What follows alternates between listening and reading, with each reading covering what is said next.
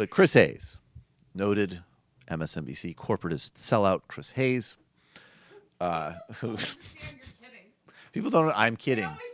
I am kidding. I actually, someone tweeted at me once. They're like, "You say MSNBC corporatist shill as if it's a joke, as if it's not true." So, no, but this was an important commentary by Chris Hayes. So as we know, Gianforte won his race in Montana the day after assaulting a reporter.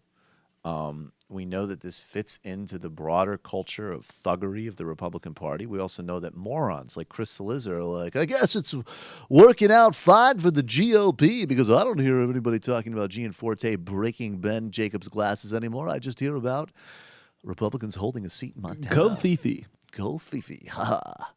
I think we really need to introduce some civility when we're talking about Ivanka. But anyways, this is Chris Hayes talking about the reality that a guy who not only commits physical assault, but that a spokesperson, a spokesperson for Gianforte, Shane Scanlon, who released the whole initial lie. Scanlon apologized after he won, but the first statement that was released by Shane Scanlon essentially blamed Ben Jacobs for what happened and tried to completely obscure the issue.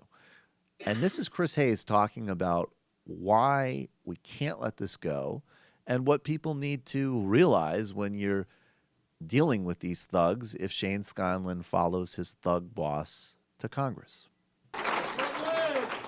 I should not have treated that reporter that way. And for that, I'm sorry, Mr. Ben Jacobs.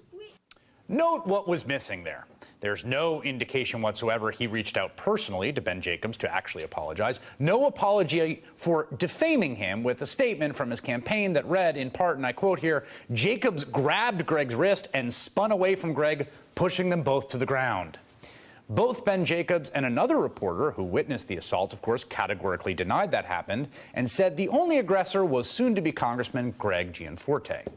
An assertion backed up by the audio of the assault and, of course, by Gianforte's belated apology.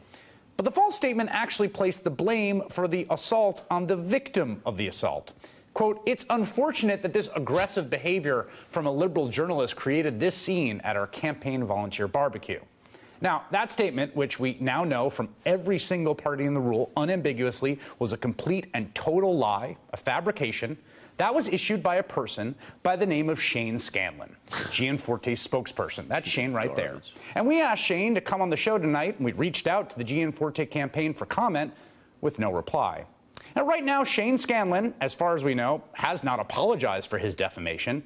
He has not apologized to Ben Jacobs for maligning him in public and lying about him. And he has not apologized to everyone who published or broadcast the fictitious, duplicitous statement that he put his name to.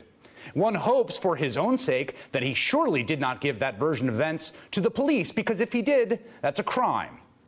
Greg Gianforte is going to be a member of Congress. And if he takes Shane Scanlon to Washington with him, anyone who has business with the office of Montana's only congressman should know that if you're dealing with Shane Scanlon, you're talking to a liar.